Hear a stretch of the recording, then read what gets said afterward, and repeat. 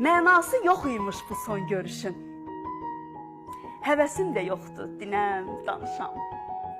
Deyirsən bağışla, amma bir düşün, mən sənə ömrümü bağışlamışam. Bax, bu misraların indi açıqlamasını ver bizə. Bu mənim yazdığım şeirlərdən biridir və elə bir bənddir. Bir dəfə fikirləşirdim ki, öz-özümə ümumiyyətlə bir insana hər şeyini verirsən,